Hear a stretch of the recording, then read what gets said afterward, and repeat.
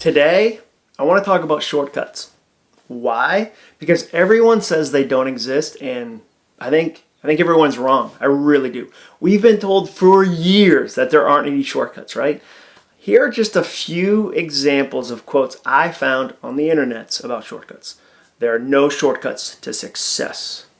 All right. There are no shortcuts in the quest for perfection. Okay. There are no shortcuts to any place worth going. You could see saying that one on the edge of a mountain. A shortcut is the longest distance between 2 points. Okay. Shortcuts aren't always. I like that one. It's kind of like a riddle. There are no shortcuts in life, only those we imagine. And perhaps my personal favorite when I research this, if you take shortcuts, you get cut short. Gary Busey said that.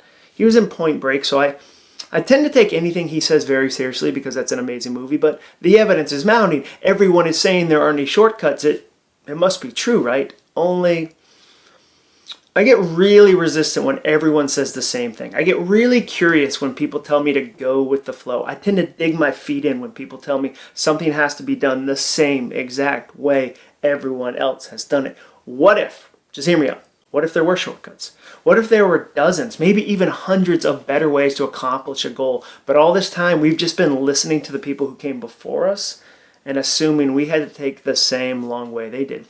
What if the planet was crawling with shortcuts? Do you feel a little guilty about that word, shortcut? This video has already been hard. Like, are you remembering every coach, boss, parent who told you, there's no shortcuts in life, like as you do push-ups? Fine. Just promise me you'll stop using Google.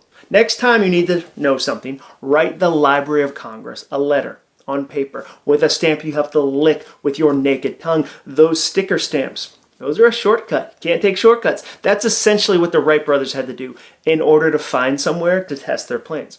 They wrote the U.S. Weather Bureau in Washington, D.C. and asked where the best wind in the country was.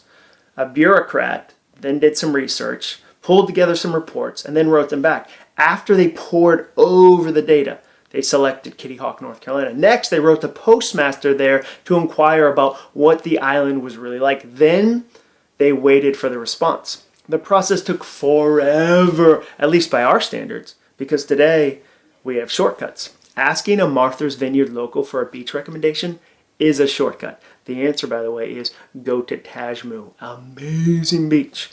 Turning Wi-Fi off on your laptop when you need to focus on something, that's a shortcut. Refusing to keep ice cream in your house when you're trying to lose weight is a shortcut. If it's in the house, I'm going to eat it. I'll even give you one right now. If you want to blow someone's mind, if you want to really improve a relationship, here's what you do. The next time they tell you something that's date related and important to them, make a note.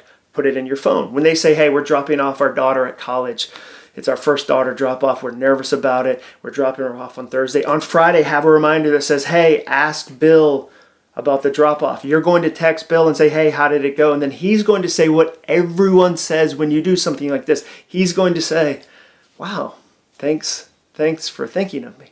You could spend a long time trying to come up with complicated solutions to grow and strengthen a relationship or be better at sales and networking, or you could just put a note in your phone and ask them about it.